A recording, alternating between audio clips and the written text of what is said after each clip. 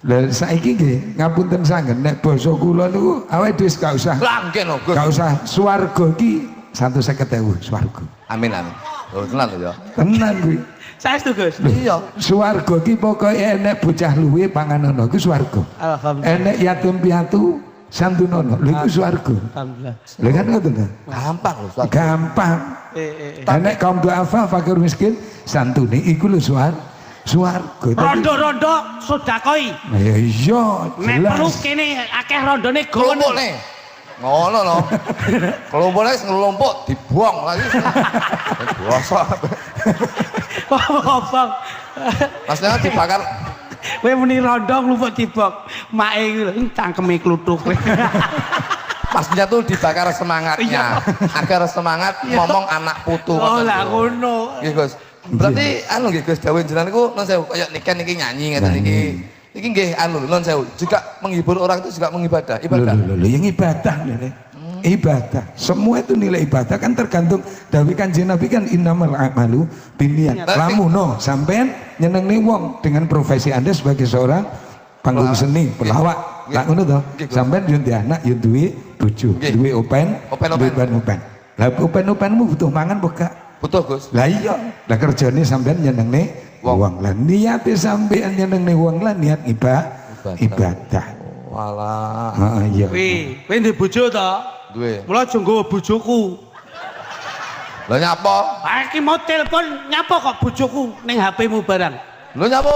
Lah muni to tulis. Lah kok tulisane bojoku. Lah kamu kok kuwi bojoku lho. Loh, lha pancen ning HP ku tak tulis bojoku kok. Lho, ora iso. Sing tak tulisi bojoku ning HP-ku iso ning HP-mu nyapa kok iso. Lho ya kuwi ya bojoku kocok kejane iki. Ning HP kuwi tak tulis bojoku. Lah kok nelpon ning HP-mu nyapa? Sesuk tak gantine nak lo. Apa? Bakul sosis ngene wis sesuk. Sosis. Ora pekok kowe iki. Tak ulang deh. Gus, pripun? Bakul sosis piye kok?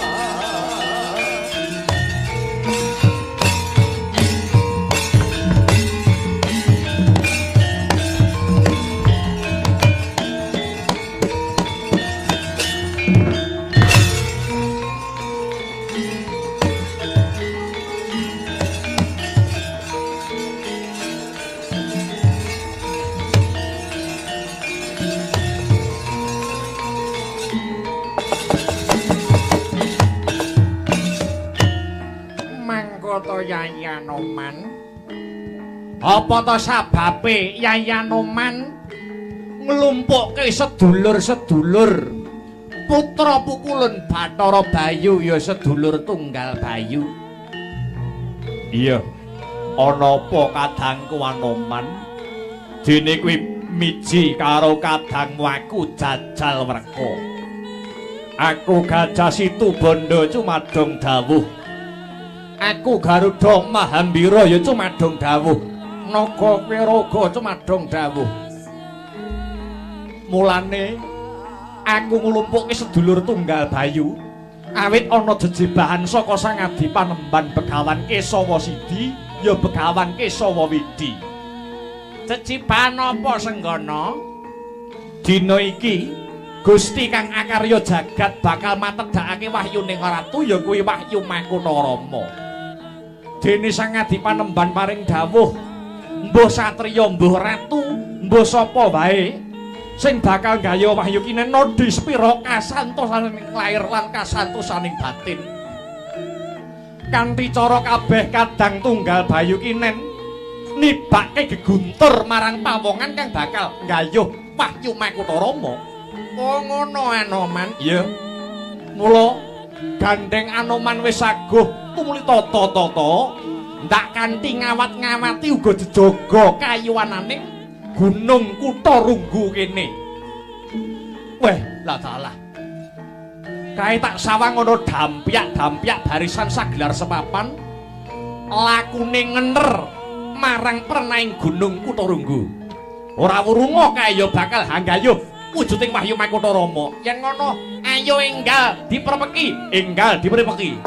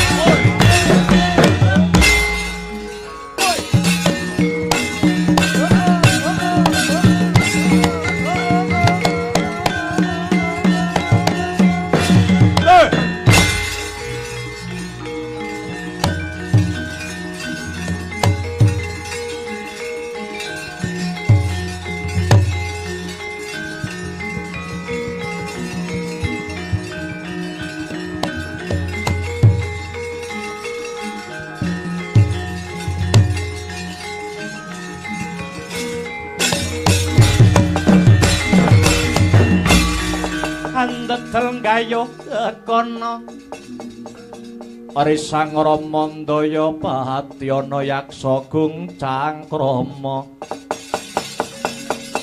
namane wil katak sini jejagi jroning ware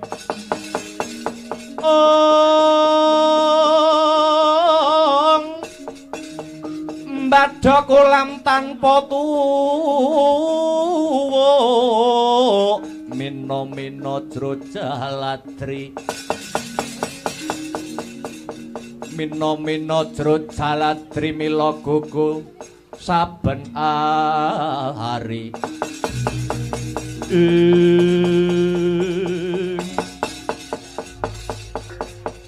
boten sisip pamawas kula punika Nalendra ngawangga sinuwun Karna Basusena ya jagat Dewa Bathara ya jagat Pramudita iki pendhita kendali sada Begawan Anoman inggih dapur Kapasan Yukya katujuh ing ngenu kowe mapan ana ereng-erenge gunung Kutharunggu bakal lumaku menyang endi Anoman mestinipun kula ingkang nyuwun pirsa Paduka sinuwun Dipati Karna ngirit Wadyabala badhe wonten kersa menapa? Ngene Anoman. Manut pangsiting Bathara bakal ana tumruning Wahyu Makutarama.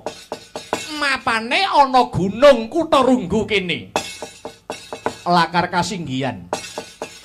Anoman inggih derek suwita dumateng Begawan Kesawa Sidi nuwun inggih Begawan Kesawa Widi.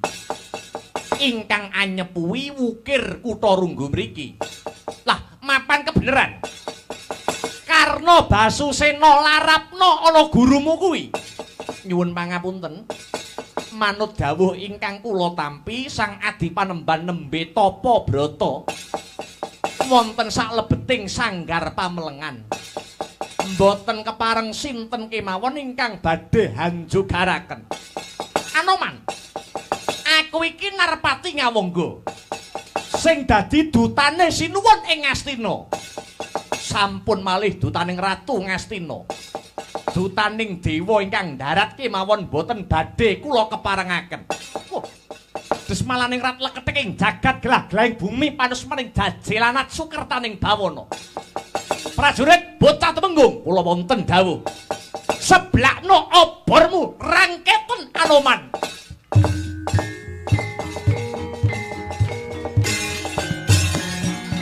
Sigra jancut umregut ngembat patang ora basa mungsuh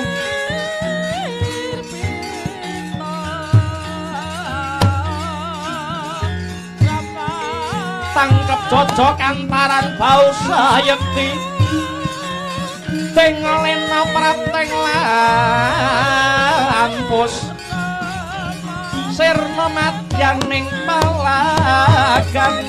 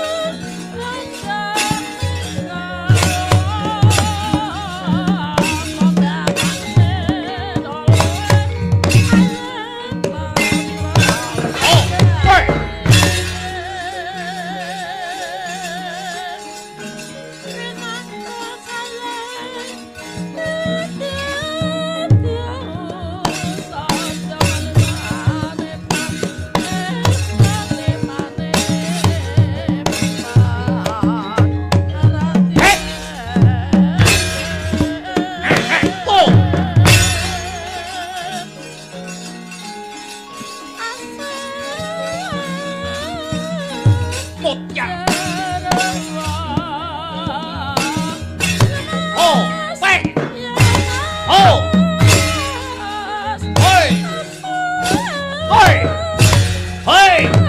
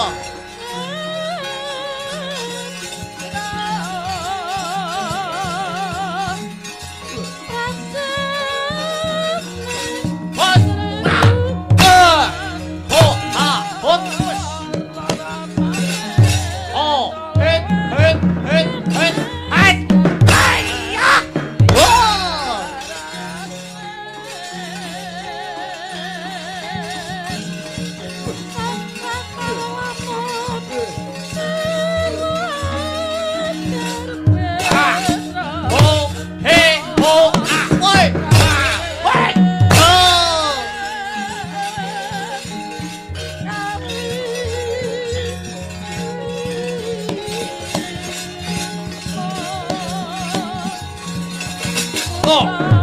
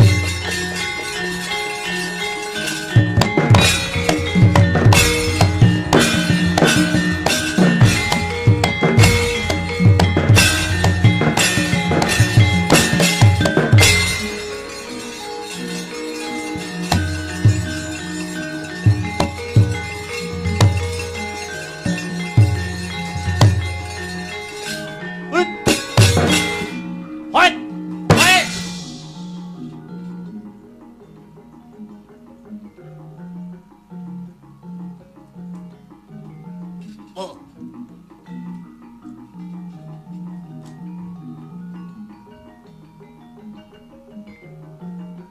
Maki kowe.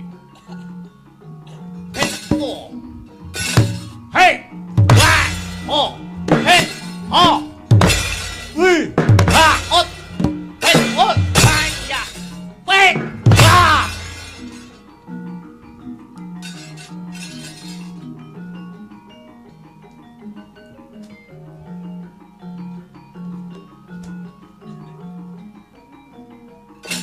Oh, wah, hei, oh, i, ah, oh, a, i, ah, oh, i, ah, oh, ah, hei, oh, wah.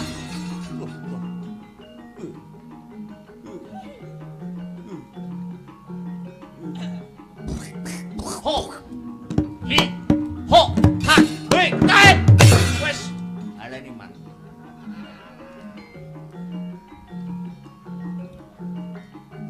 Hot, hei, ho, ha, hei, kae, kaya, ho, ho, ah, oh.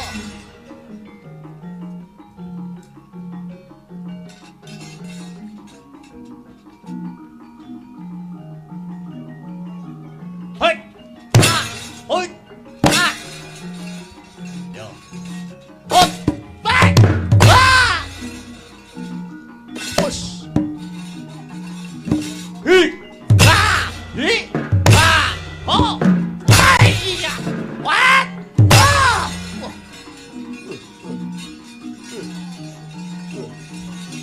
Hoi, hei, lo, Etian. Hei, kut, ah.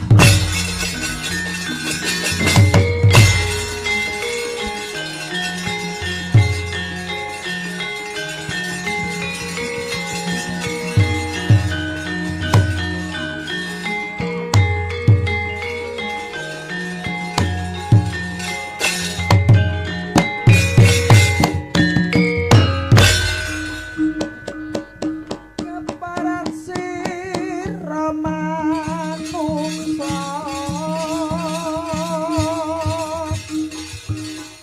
wani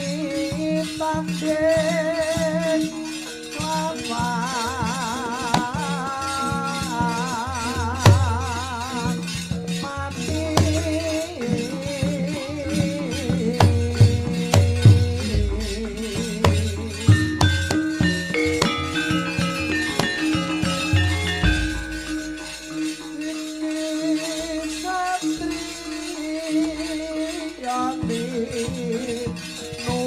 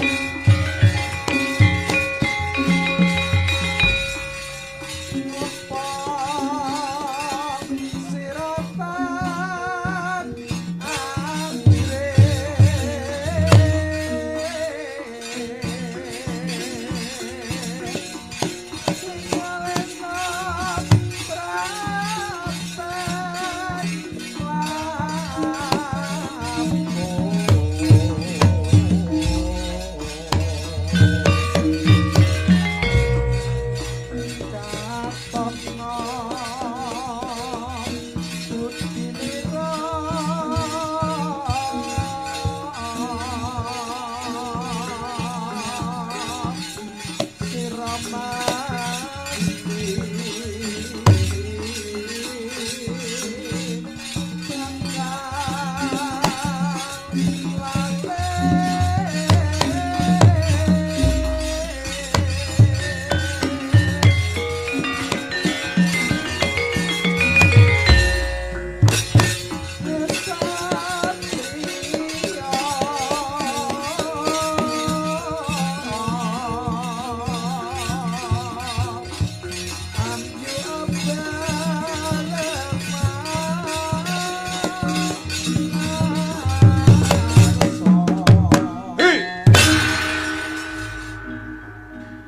barisan ngawonggo. Padha gulungen genderamu bangkana gegamanmu.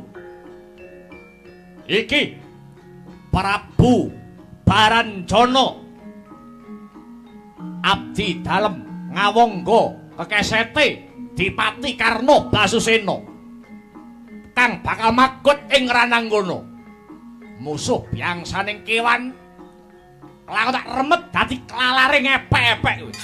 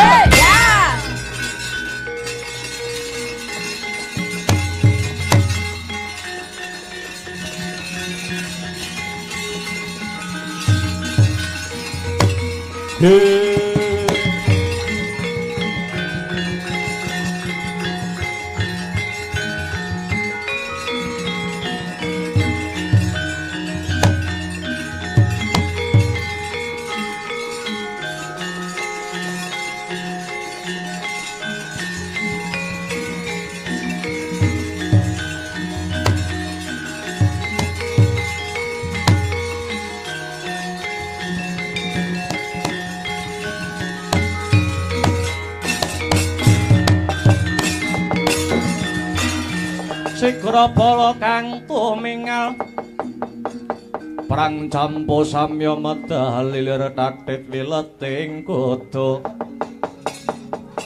dan mangkung manguncang nidi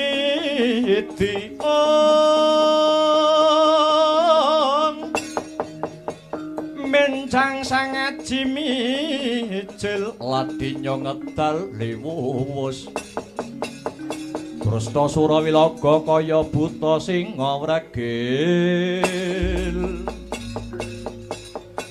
tumpes tapis tanpa tabet prajurit saka Ngawangga ya to ya sapa sing ora ngerti kondange Karna Basusena Anoman aja girang gumuyu kowe bisa ngundurke barisan saka Ngawangga ketandangan dening Karna Basusena kelakon dadi ndok pengamun-amun kuwi.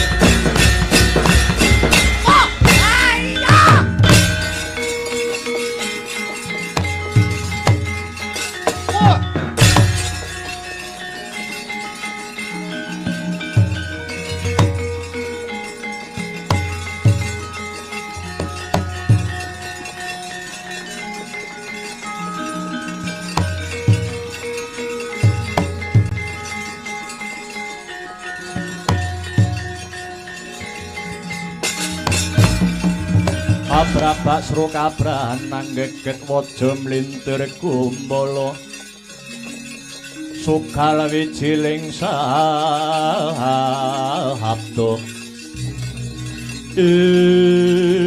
edan-edanan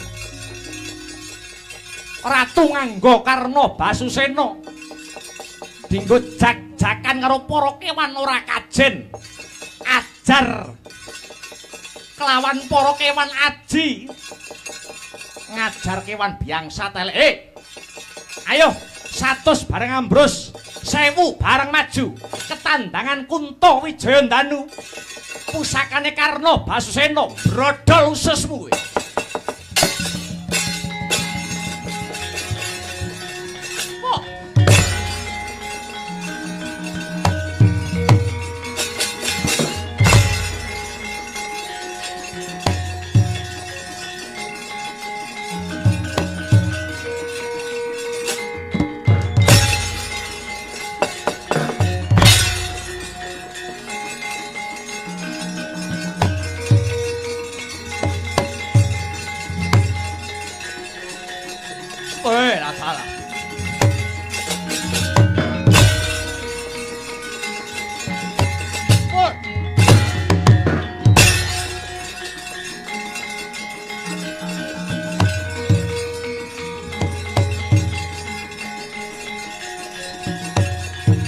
mudhar kowe Karna pusakamu tak gawa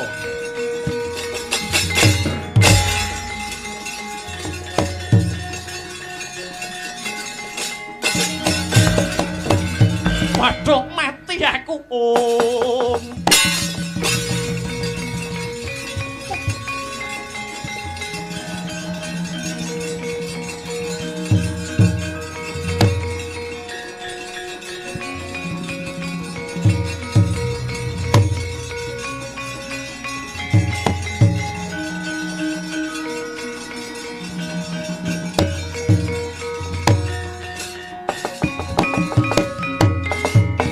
Gusti Kang Maha Agung kula nyuwun pangaksami Gusti wirang menapa ingkang kula sandhang ngantos pusaka kula rinebat ing mengsah lemes kekes pepes tanpa daya kula mboten pas saged pisah kawan pusaka kula Kunto Wijayandanu duh dewa kula kedah kados pundi dewa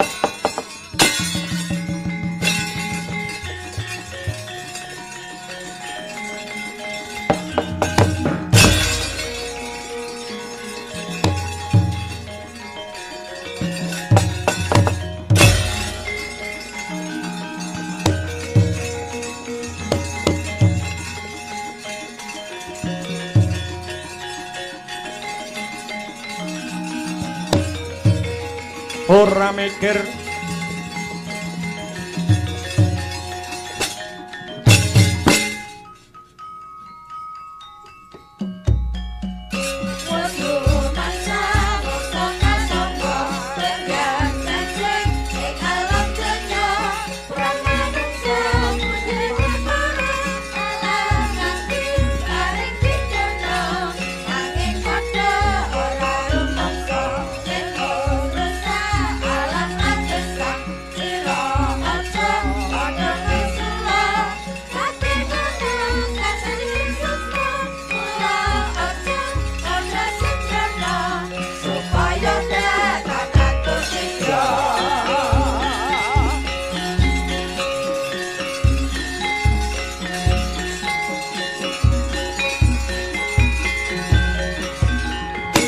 kula ingkang sowan Panembahan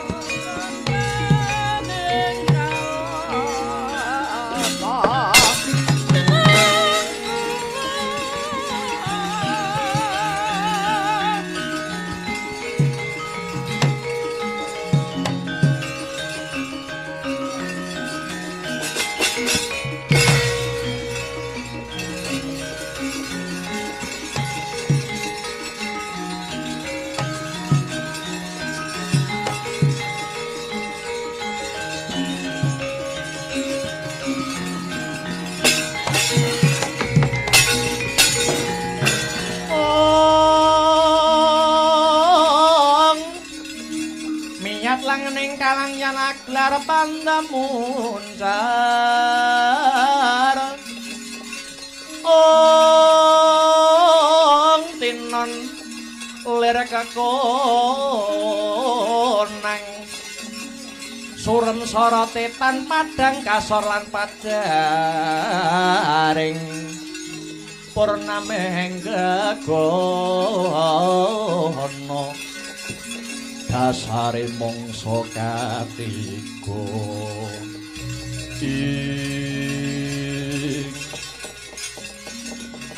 kepiye pawaratane sira Senggana ndak utus jejaga kayuwananing gunung Kutarunggu kene nuwun inggih Panembahan ukir Kutarunggu sampun kula jagi dalasan kadang kula tunggal bayu kedadak wonten praptanipun Nalendra ing Ngawangga Pundipati Basukarna Nalendra Ngawangga semunipun inggih badhe hanggayuh wujudipun Wahyu Makutarama kepeksa kula unduraken mawi kekiyatan kula satemah Prabu Karna nglepasi pusaka Kuntawijaya Danu pusaka sagah kula saut Panembahan pusaka Kuntawijaya Danu kula saut ingkang menika pusaka kula wau kula aturi nampi Panembahan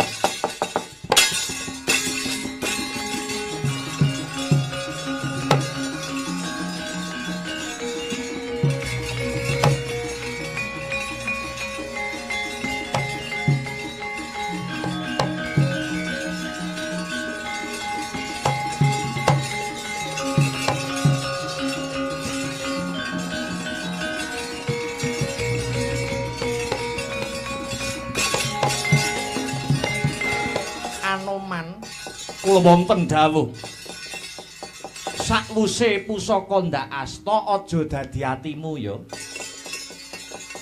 ora tak tampa pusaka pisungsummu he Senggana lho lah kok mekaten Panembahan iya awit jeneng sira Anoman nandhang dosa patang perkara siji kowe dosa kelawan Prabu Karna jalaran sira gawe gelo lan ngrusak pikire Nata Ngawangga. Angka loro kowe dosa kelawan jangkaning jagat sabab manut jangka Baratayuda Basukarna kuwi bakal tetandingan kelawan Raden Janaka kosok baline. Janaka ora gelem tetandingan kelawan mungsuh sing ora nduweni kekuatan utawa pusaka.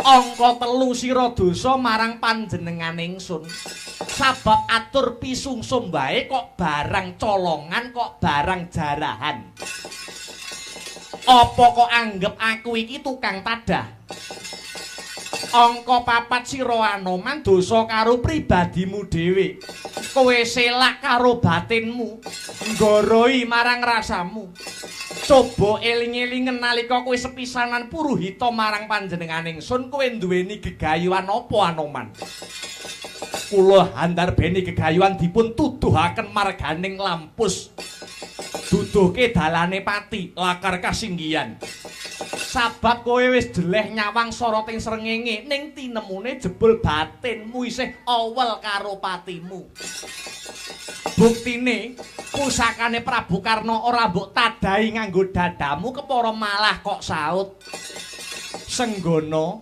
dadi wong bener kuwi durung karuan pener wong pener kuwi durung karuan dadi wong becik wong becik durung bisa mestheki yen disenengi karo wong akeh waduh Panembahan kula suwun paduka hambedah samudraning pangaksami ya kabeh ana syarat-saranane Anoman punapa syarat kala wau Panembahan dina iki satriya kang mesu brata ana lengkeng gunung Kutarunggu kene dheweke ya bakal hanggayuh tumuruning Wahyu Makutarama kewajibane kadang bayu ya kuwi neter marang ketrimaning urip satriya mau saiki coba Anoman mbuh piye caramu mbuh piye reka dayamu satriya mau bisa prapta ana ngarsaning ingsun tanpa Anoman mingset saka papan kene yen kowe bisa nyowanake satriya mau tanpa mlajar saka papan iki,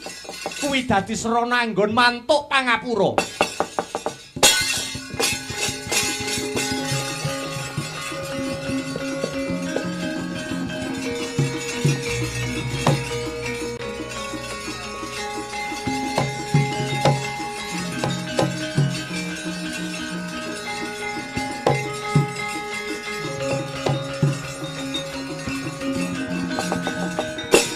Mauta kaya mangkono sedakep risang Rama Ndayapati sigra Sang Maruti matek aji maundri mlumpukke angin sak jagat handuta hanyawanaken satriya kang wis bisa nadhahi pengabaraning Kadang Bayu.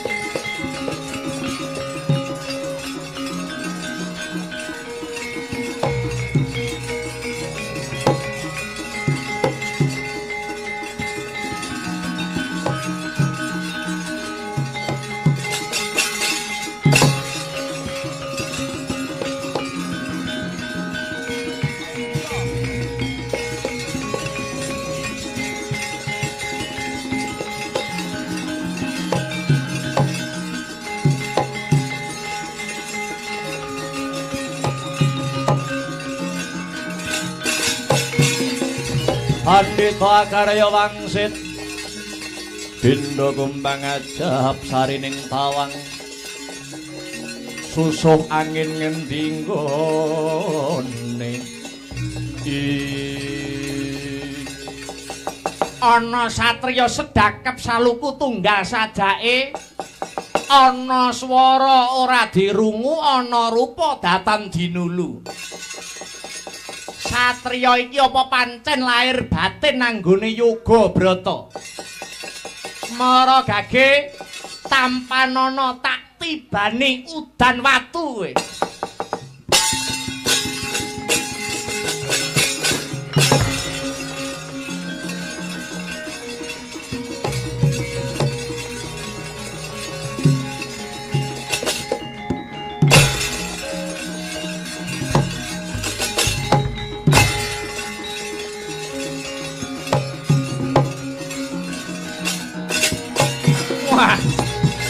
Sabar pisan ora ginawe rasa. Kalah santosa aku karo satriya iki.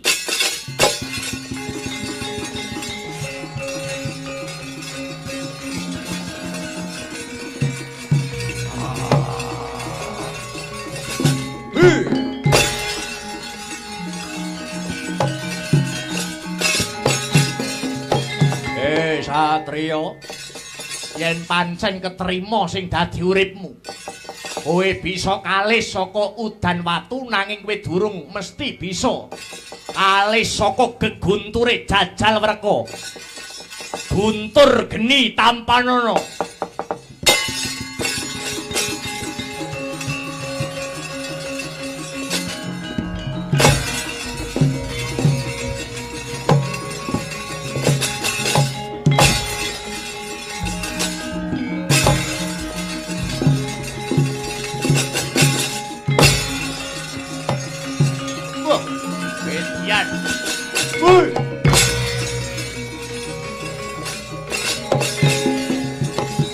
Satriya, tibane angin Garuda mbuh tibamu kowe.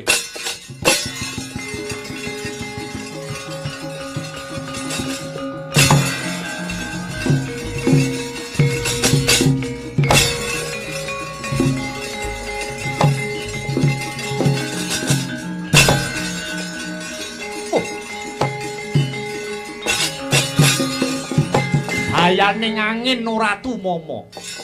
Merga kalah kelawan weninging napas nupusmu. Ya aku mundur wae.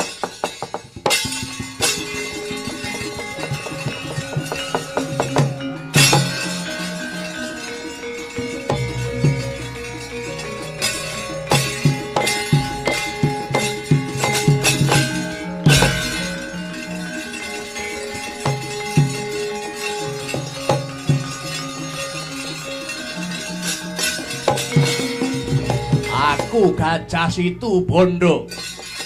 Hei Satrio, kepeksa aku tegel karo kowe. Kena dayane guntur lemah, digulung dayane lemah, mbuh dadi apa kowe?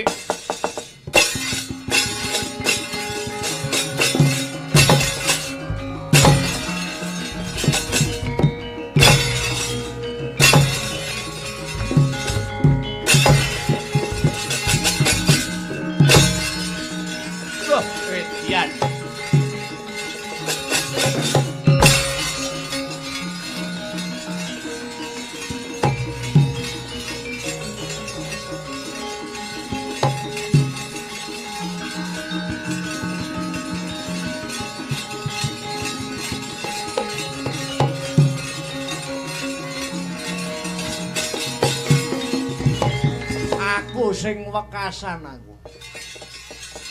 Ing kene kowe bakal ketut kelawan ilining ombak.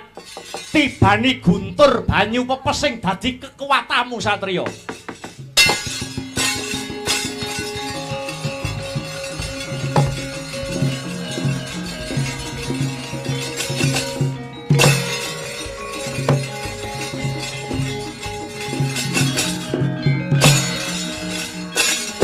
Edan-edanan ombak banyu sing gedhe bisa asat. Yo aku ngakoni dayaning guntur banyu isih kalah kelawan banyu anggamu.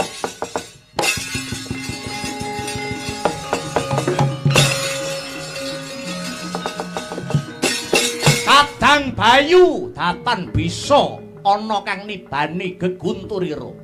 Ing mangke ana angin lesus lir pinusus. Minangka dadi utusane Sang Anoman.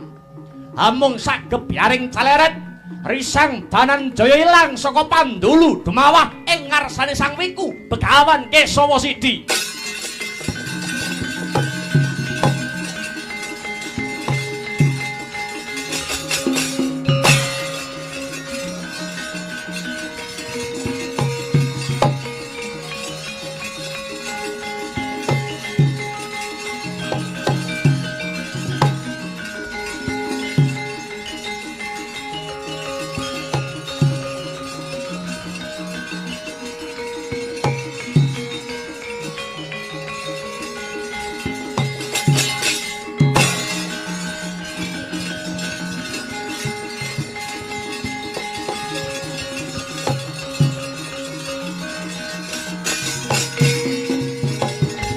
Mara Sang Arjuna Asmunira kamanungsan kasarepan tingkaing mungsuh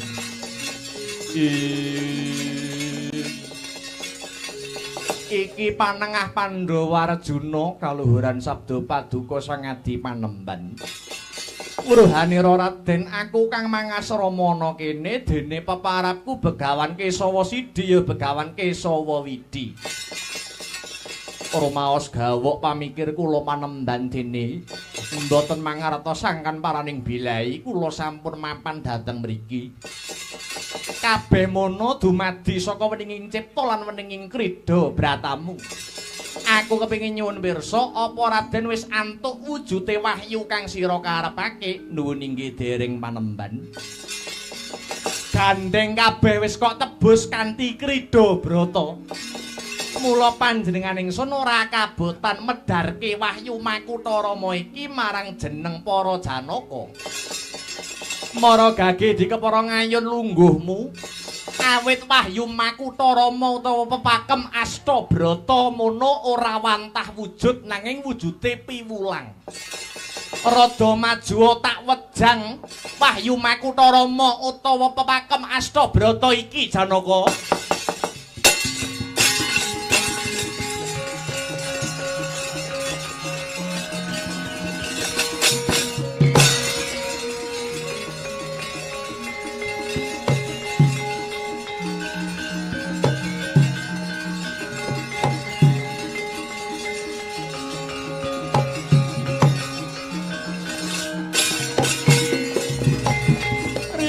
Sarata palwa Karsanira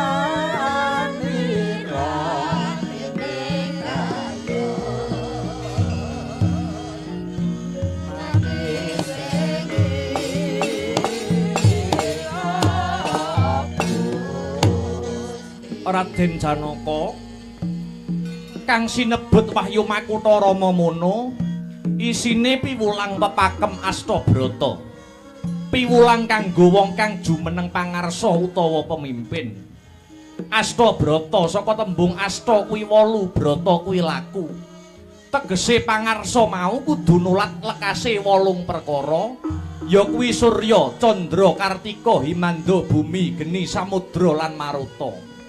Siji Surya utawa srengenge.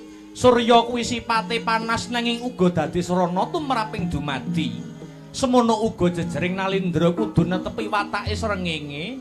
Lire pangarsa kudu mamardi wong sak praja sepi ing pamrih supayane rame ing gawe.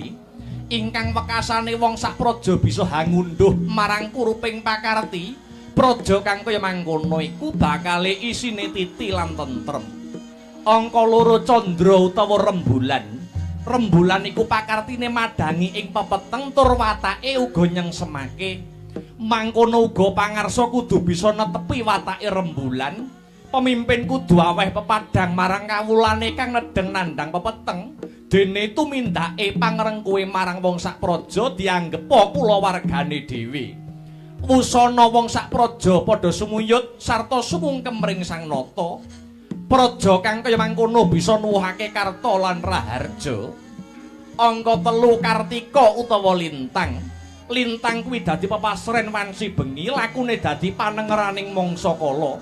Mangkono uga wong dadi ratu kudu seneng olah kasutapan lan kudu bisa dadi tuntunan sakataing tindak ora kena singlar saka kautaman kang pungkasane wong sak praja bisa netepi nepa palupi marang panjenengane nata. Praja kang mangkono isine mung kebekan karaharjan Raden. Angka 4 Himanda utawa mendung. Mendung kae nonton wujude wae wis gawe giris kang padha tumingal. Dene pakartine gawe penguripan saking tetukulan nanging uga dadi pangrasuking dumadi. Mangkono uga Sang Nata kudu netepi watake mendung. Yen pinuju ngasta bebenering praja kudu nanduke singit-wingit ya mung dumawaing pangandika tansah hangegungna para marta. Ning kosok baline yen wis nibake bebenere praja ora kena hambau kapine, ora kena pemimpin bedake keluarga apa kulit daging. Lamun Sang Nata bisa tumindak kang kaya mangkono bakal nuwuhake pengati-atine wong sak praja. Praja kang mangkono iku kena diarani luhur Raden. Angka 5 Maruta utawa angin. Angin kuwi nyrambahi kabeh kang gumelar. Nadyan papan kang delik lan rungsit kabeh padha kawratan dening angin. Semono uga pangarsa kudu titi kelawan saliring paniti priksa. Ora kena nyepeleke perkara kang gedhe lan cilik. Sarta Sang Nata nindakna tumindak anamur kawula ing pamrih bisa ngawruhi kahanan kang nyata. Praja kang kaya mangkono iku kawulane ora bakal kagiwang dening panemuning liyan utawa kang ateges jejeg lan santosa. Angka 6 Dahana utawa geni. Geni kuwi watake brasta sapa wae kang sesenggolan. Rehne Nalindra mono kang ngecake angger-anggering praja, ora ketang kuwi keluarga utawa sentana apa kawulane yen pancen kleru kudu dipidana bobot timbang kelawan kaluputane. Praja kang kaya mangkono Raden kena winastan adil. Angka 7 Samudra utawa segara. Samudra kuwi watake momot lan jembar, semono uga jumeneng ratu kudu niru watake samudra. Ya kuwi jembar lan momot, ala becik kudu kamot sarta ora kena gething keburu sengit kelawan sawiji-wiji. Praja kang kaya mangkono bisa nimbulke golong gilik kawula lan gustine. Angka 8 kang pungkasan Bantala utawa bumi. Bumi kuwi watake santosa lan suci. Jumeneng ratu kudu bisa netepi watake bumi. Demen geganjar marang kawula kang labuh marang negarane, uga aja gampang kegiwang marang hambeke para wadul. Lamun Sang Nata ora gampang kegiwang ucape hambek wadul, ora mokal wong sak praja bakal hamarsudi mring kasusilan. Praja kang mangkono kena den arani Kuncara Raden. Raden Arjuna piwulang Astabrata kang wis ndak wedharake iki pranyata dadi lambang tumuruning Wahyu Makutha Rama Raden. Waduh panemban.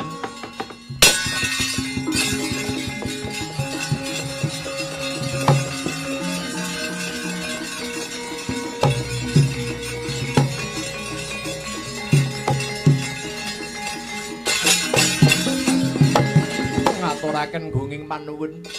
Awit wedharan pepakem Astabrata ingkang mengku pralambang Wahyu Makutha Rama Panemban. Ya Raden, sak mengko jeneng sira Raden Enggal Kundura ing kasatriyanira kepara panjenengan ingsun titip pusaka Kunto Wijaya Danu iki tumuli enggal kundurna marang sing kagungan ya Raden. Lho, punika pusakanipun Kakang Basukarna kapara nyata. Wis ora wajibe sira Raden milik marang pusaka iki enggal kundurna marang kang kagungan. Ngestakaken dawuh Sang Wiku kepareng nyuwun pamit paremban. Iya Raden Kalisa saka Sambikala.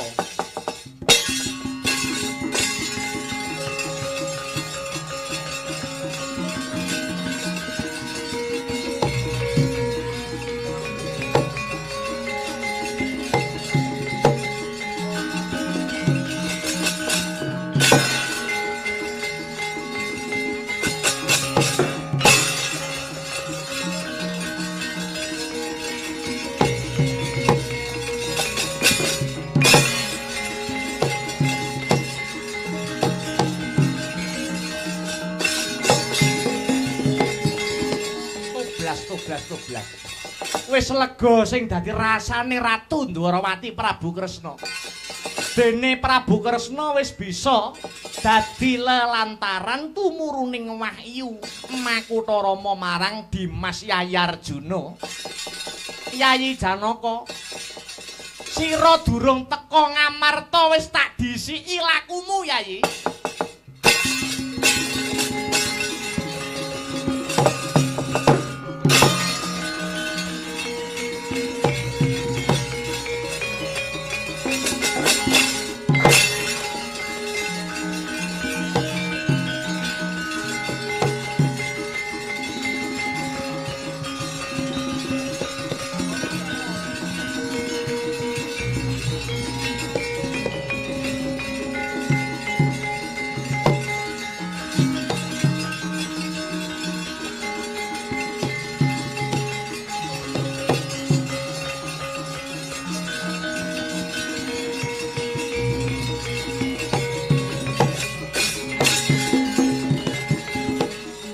Kudang-kudang tansah bisa ngelati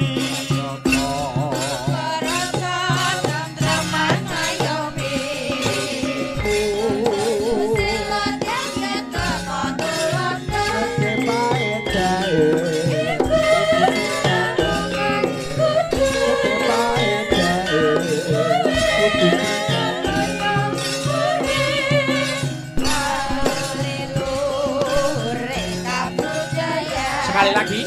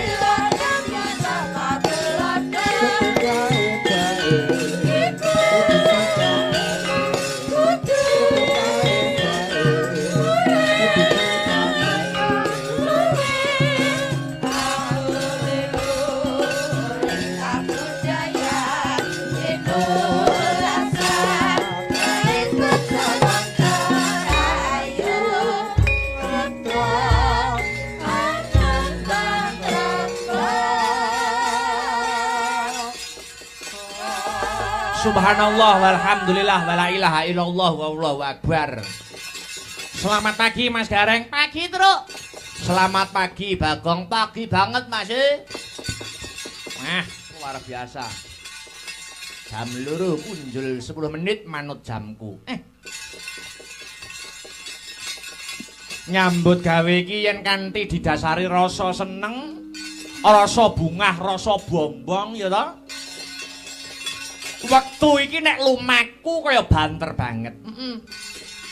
Iki masih dalam rangkaian adicara tasyakuran pernikahan ya, Truk.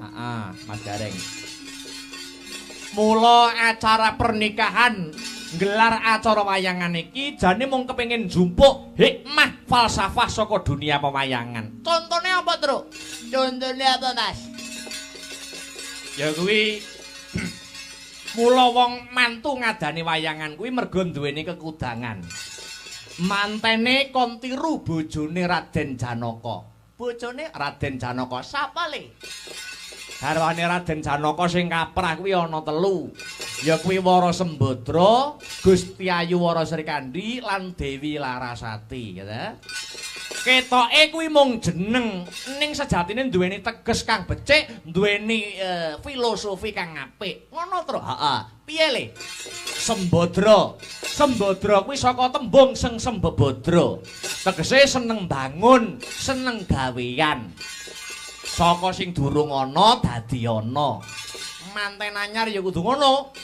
Maune durung duwe omah ya kudu sing sembadra omah. Ah ya, Truk. Wong kuwi perwira nek iso mentas dhewe. Arep omahe nggur sak omah keong ibarate ning yen saka hasil keringete dhewe perwira ya, Truk. Betul kuwi falsafahe Sembadra Mas Gareng.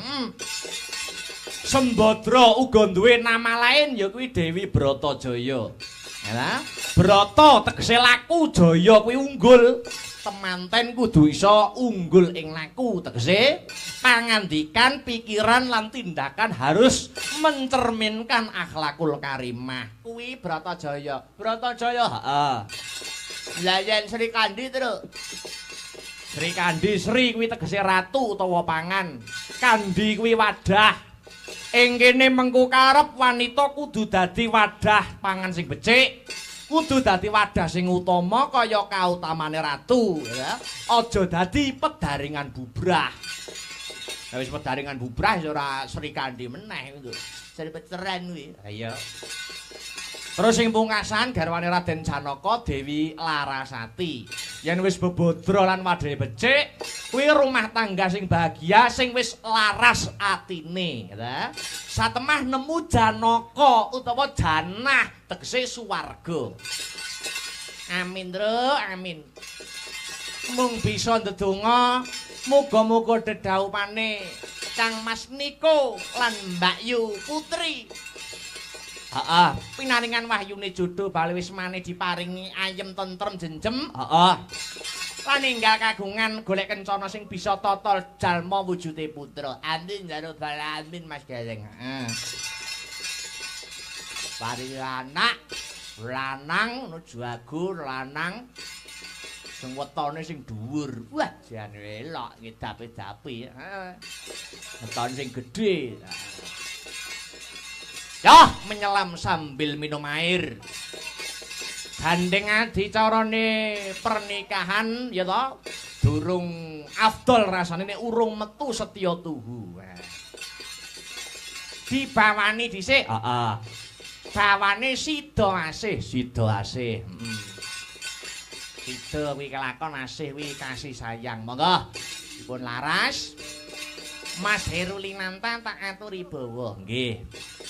Alon-alon waton kelakon gremet-gremet watone slamet gliak-gliak watone kecandak. Tonggo Mas Heru dipun bawani langkung rumiyin. Heeh. Yo. Besok bertemu di Karang Seminggundang dengan lakon Jimat Kalimasada tumuruning dengan edisi Narayana Begal. Ya Makutha Ramane dientekne sik, Truk. Ayo Kang Gareng. Sikra kang pala tuningal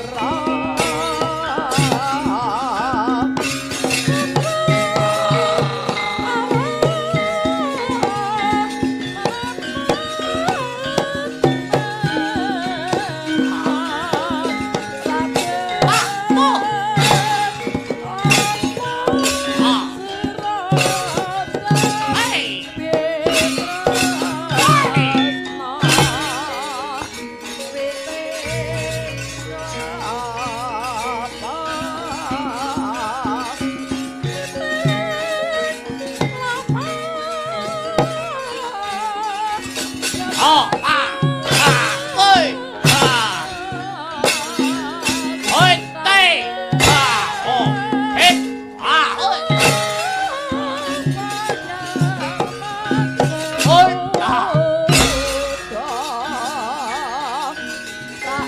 oh, hey. Oh, hit. Oi. Oi,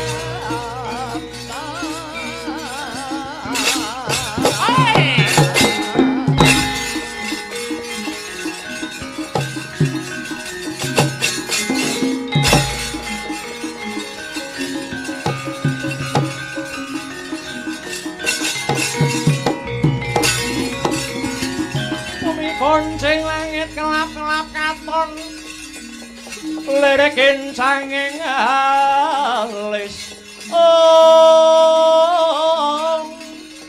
risang maweh gandrung sabarang katulu wukir moyak mayik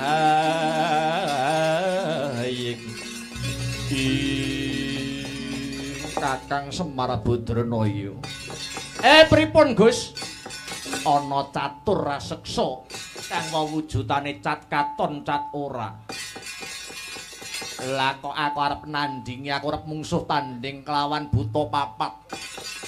Kok mbok undur napa Kyai? Ngaturi kawuningan punika sanes jamak limrahipun raseksa. Nanging mriko napsune Raden Gunawan Wibisana. Napsune Raden Gunawan Wibisana duk rumuhun.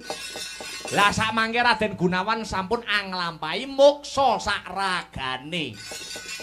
Nafsu papat ingkang ngawujud raseksa niku ngupadi kasampurnan. Apa kudu Janaka perang tanding mungsuh buta papat kae Kyai? Ya mboten usah. Dadak cakilan bareng. Dadak nganggo iringan kemuda merangsang. Lah banjur kepiye Kyai? Satriya ingkang bibar nampi kanugrahan niku mestinipun langkung landhep panggrahitanipun. Paduka lepasi jemparing sinartan puji dikir mantra rahayu. Raseksa papat nika bakal bali wonten asal mula-mulanipun tibani jemparing. Nggih. Ora cocok karo solahe Kyai. Lek polah ram kekitrang ning andingku nggur dipanah. Pun to manut kula.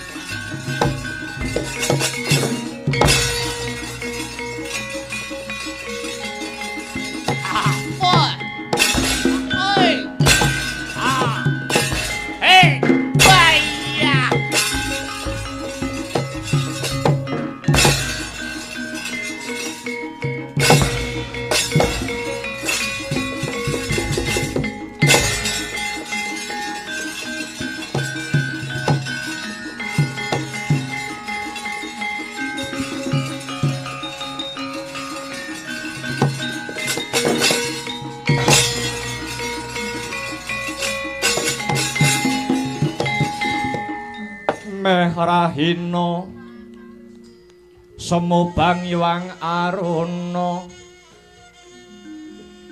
kahadine taraning anggora apuk sabdaning gokila ringkani goro kageter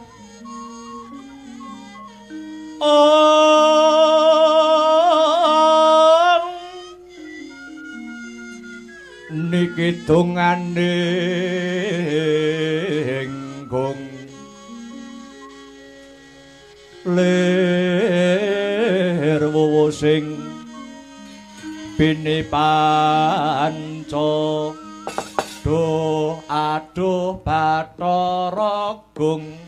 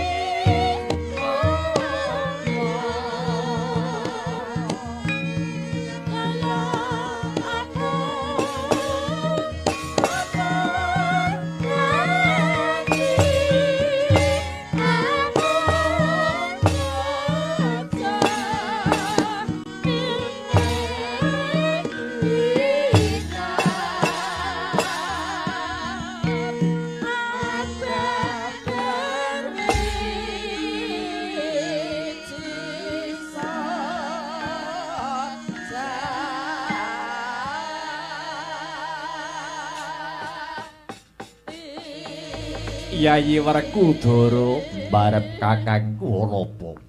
Yayi Pandhawa biyen wiwit muda tumaruna wis tinilar Kanjeng Rama Pandhu Dewanata. Uripe ora cetha kelambrangan bebasan papa reman Hangulandara. Nanging kabeh mau bisa dilakoni kanthi mulunging ati, sabar kang tanpa wangenan, pasrah sumarah marang purbaning Gusti Kang Maha Murah. Wohing kesabaran Pandhawa bisa manunggalake cipta rasa budi kelawan karsa. Kasembadan babati wana marta kinarya adeg praja. Iya. Pancen bener. Apa sing dadi dawuh pangandikane Dwija Kangka kakangku? Mongko Yayi, wiwit biyen mula Pandhawa wis prasetya sabaya mukti sabaya mati. Ngibarat kaya direndhok sak petarangan mati siji mati kabeh mukti siji kabeh melu ngrasakake. Mula ndak jaluk yudi Siadi Werkudara kang jembar jangkae. Arehne sak mengko adimu Panangah Pandhawa mentar saka Praja Ngamarta. Lunga saka Madukara lugunipun kakang kang bakal jumangkah. Nanging awit saka gedhening sesanggeman ya kuwi hangayomi para kawula sak praja. Mula pun kakang nyuwun pambiyantune Siadi golek ana murcane kadangmu para si Janaka. Hayuwa kongsi bali kalamun durung pinanggiya lan durung gegandengan kunca kelawan adimu Satriya Madukara. Aku njaluk pamit. Lewato tepining lepen kang bening banyune supaya enggal bening lelakon iki Dimas.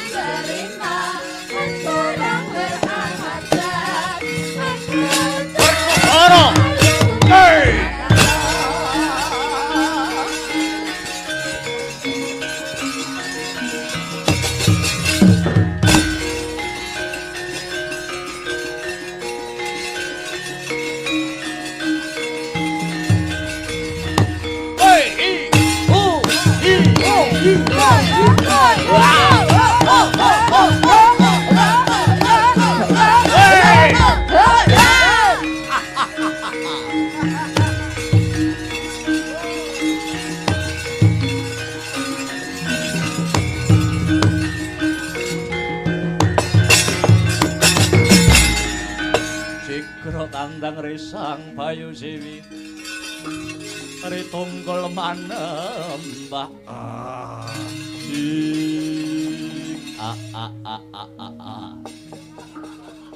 ya jagat dewa Bathara ya jagat dewa ngobong klasa durung sanggon ngubengi jagat iki pranggul satria kang gedhe dhuwur Bagah pideksa godhek wok simbar caca pating grantong otot pepayune pyuh derajake bocah iki seneng topo seneng tirakat ketitik awas marang bangsaning alus Raden aku sapa jeneng mulan saka ngendi pinakamu Satriya Jodipati Bima Sina ya arek Kudara kekasihku bali takon Kumba Karna aranku kowe abadan sukma ya aku wis abadan sukma kowe sumurup marang klebating bangsa alus sumurupa Pandhawa mbiyen nalika mbabati Wanamarta dene wujuding lenga kang aran Pranawa Jayeng Katon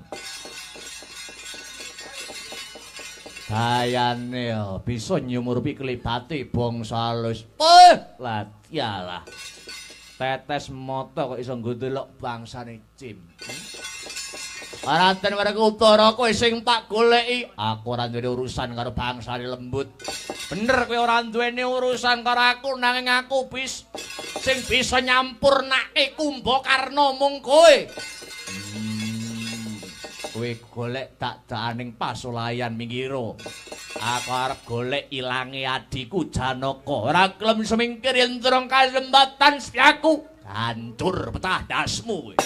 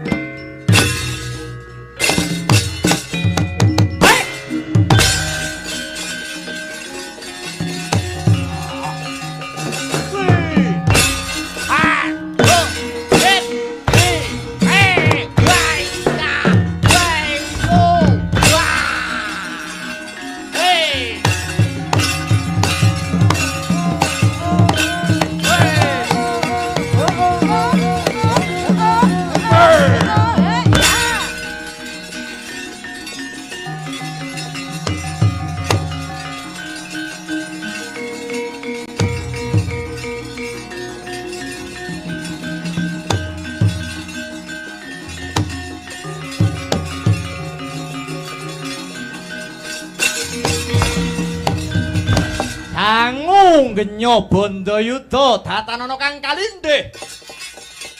Perang antaraning Raden Werkudara kali Sukmane Raden Kumbakarna ngentekne wektu 7 dina 7 bengi. Rame ora barbar perange.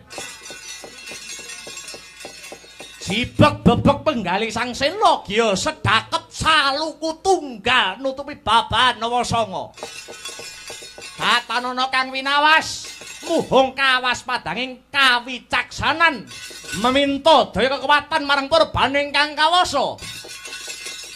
Tatkala ana Prabu Angin ingkang mijil saking anggane sang Werkudara bangkit nulakaken sang Kumbakarna dikira manjing ing pupune sisih kiwa minangka dadi talan kasarkane.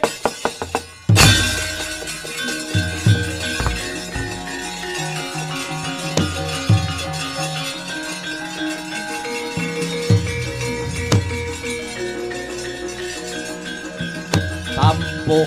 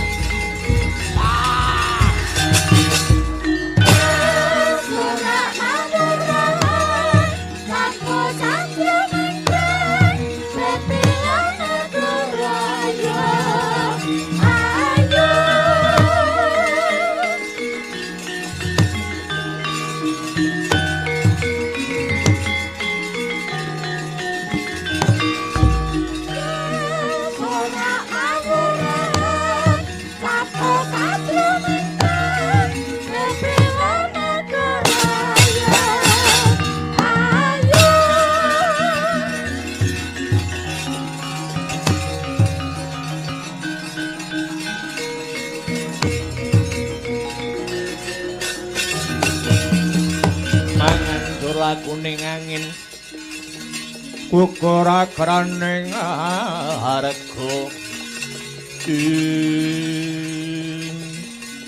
Sarang piye kok kaya wong bingung jeliteng Kresna lakangku kakangku kaya lakangku lha bubar wae kowe madhep ngarsane ingsun kaya wong bingung bilung-lungan. Aku Bandayuda. Karo sapa? Karo Sukmane Kumbakarna. Ora ana sing menang, ora ana sing kalah satemah aku ndedonga marang purbaning Gusti. Ana daya kekuatan linuwih nyerot Sukmane Kumbakarna. Lah kok manjing ngono pupuku sing kiwa. Iki pratandha apa? Aja masu melang rasamu, Dimas. Sukmane Kumbakarna pancen kasuwargane ana ragamu. Malah kepara bisa nambahi daya kekuatanmu. Iya. Blakasuta blak kutang terus terang. Lungaku goleki murcane Jlamprong. Gandeng Pandhawa lan Kresna kuwi ibarat kreta jaran sak kusire. Pandhawa jarane kusire Ratu Ndwarawati. Mula kowe ya kudu melu tanggung jawab tumrap ilange Jlamprong. Aja kuwatir ya, Di. Lungane Adiwaha nyadong tumrap Wahyu Ratu kang winastan Makutharama. Arjuna nglakoni krida brata kinaryasrana katentreman lan karharjane negara Ngamarta. Para dina samengko Janaka wis kasembadan nampa wujuding kanugrahan mau. Mulai aja kesone enggal bali ora praja. Manut.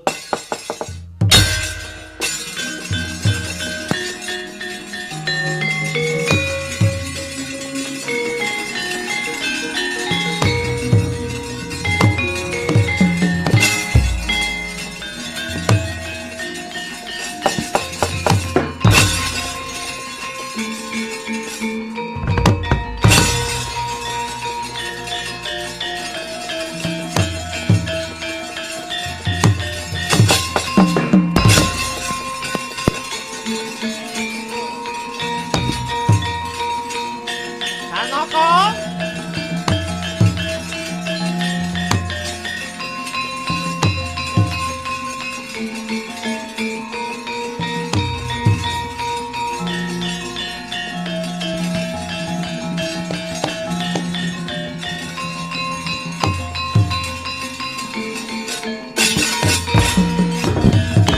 Tuk mewan ciling sirawangi Caka lolo tatanendra kumlundung ijening amben banget ngonira nalangsa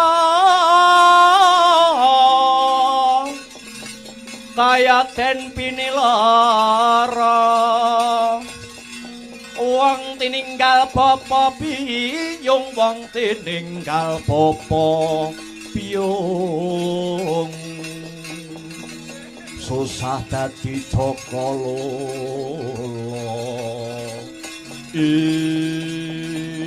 ora sisih panduluku Nyai Janaka iki siadi bubar saka ngendi saking pucuking Harga Utarenggo duwe perlu apa Hanggaya Wahyu Maekota Rama Kang Mas siadi wis entuk gawe awit berkah pangestu paduka Kang Mas kula sampun pikantuk damel syukur sekali jumurung Yodi pun Kakang melu ngempek ya Yodi bola bali yen siadi bakal Hanggaya Wahyu mesti entuk gawe ora mokal manten siadi banter topo bratamu mbok menawa ana mulu iki menggalih mbok Kakang kepengin ngerti wujude Wahyu Maekota Rama kuwi kaya ngapa monggo keparamirsani Kang Mas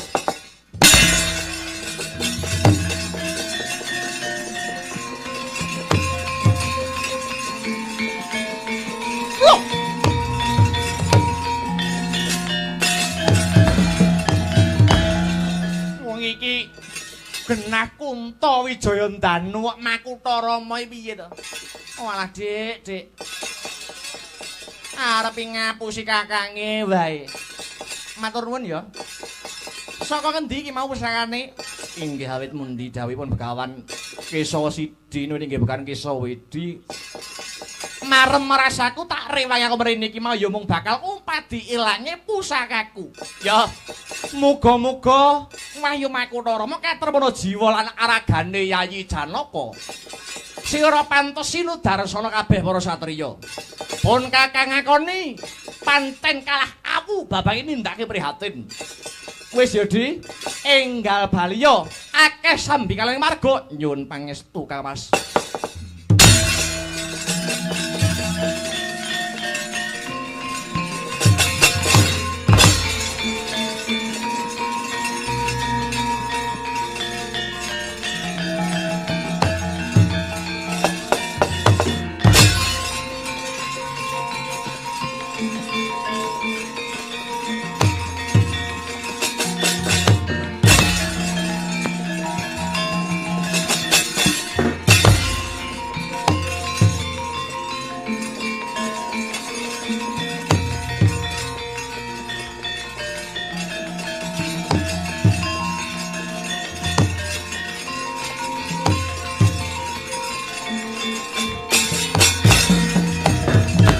Aku kluruk rame kapiarsi lawa kalong luru pandelian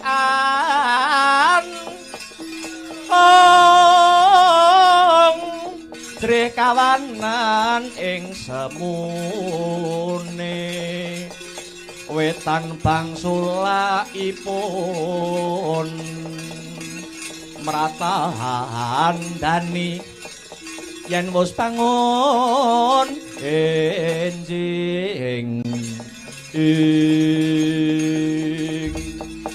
Yayi Kandihawa. Kepiye Kakang Sintawaka? Aku lan kowe ngrumangsani dadi manungsa sing kliyang ngabur kanginan kudung langit kemul mega. Bisane aku lan kowe ndaya kamulyan kan nisrana anggaya kanugrahan. Dina sakmengko bakal ana wahyu kang tumurun sinebut Maekota Rama Yayi. Kakang Sintawaka piye? Manut pekabaran Mbok bakul sinambi Wayu Makutara kang temurun ning wukir Kutarunggu wis ginayuh kelawan panengah Pandhawa kekasih Raden Harjuna. Kapalang ana tempat karanti medhot. Goleki sing jeneng Raden Arjuna yen wis ketemu enggal diperjaya karepen Wahyu Makutara bisa direngkuh aku lan kowe. Manut Kakang.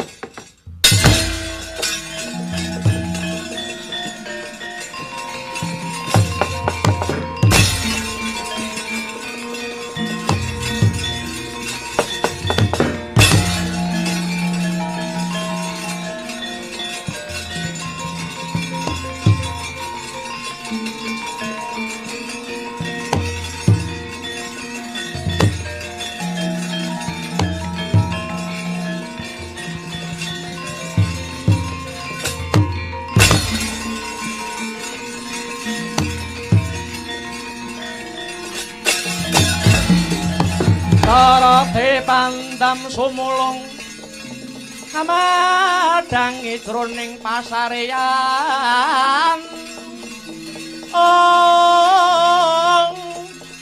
ngenani watana remu-remu kalingan ngahangrangan sang kyah manah hengkung sumungkem guling sang kakohang rerepo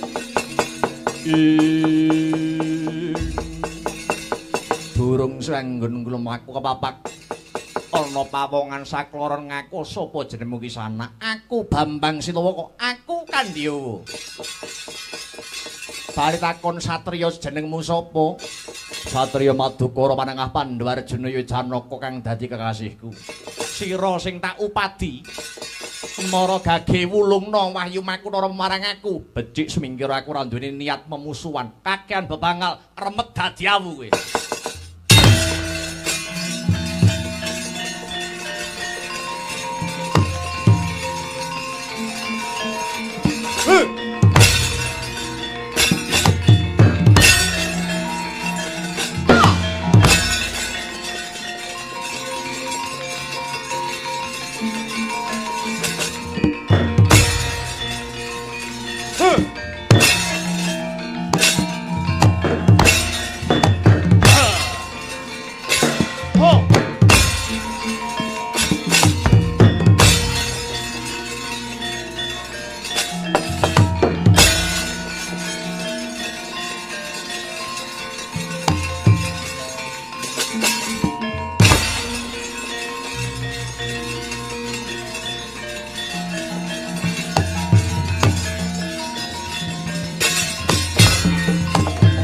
Abang biru lampune disko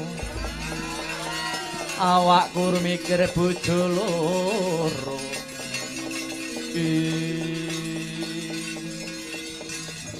nyen Janaka kula nyuwun pangayoman Prabu lho Janaka beset kulismu deleweran kang dadi getihmu saka ngendi Dimas wonten mangsa ingkang ngrabasing yuda badhe ngrebat Wahyu Makutara pawongan kekalih wau naminipun Bambang Sintawaka dalah Bambang Kandhigawa. Aja nyawang nganggo netra walaka ning sawangan nganggo netra Pramana Jati. Kula dereng jungkap ka Prabu. Tak bisiki sik. Wis krungu urung? Dereng aku urung bisiki kok. Wis ndang budak nyuwun pamit.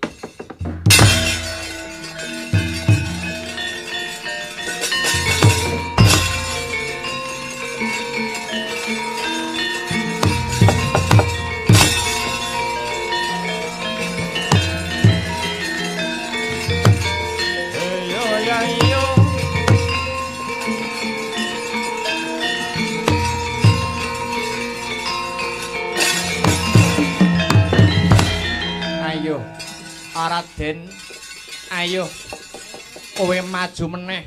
Apa arep memungsuhan karo Sintawaka? Aku ora bakal wani karo kowe. Lho, kowe mau wis kelakon perang tanding musuh aku kok kowe mundur kok kowe banjur ngomong ora wani karo Bambang Sintawaka. Aku ora wani karo salah satunggaling wujuding wanita. Asor derajate wong lanang yen wani karo wanita. Lho, aku iki lanang, kowe kuwi wedok. Wong genah blegerku kaya ngene. Aku iki lanang, kowe wedok. Aku lanang. Ayo. Ki apa iki? Oh, iki ora badar sedare wujud. Iki drijiku mlebu.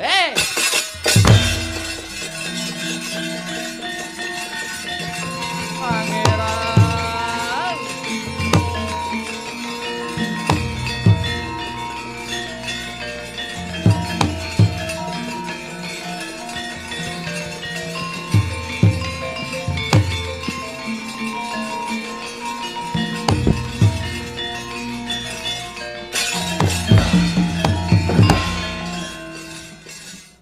Sri Kandi malih lemu. Nggih.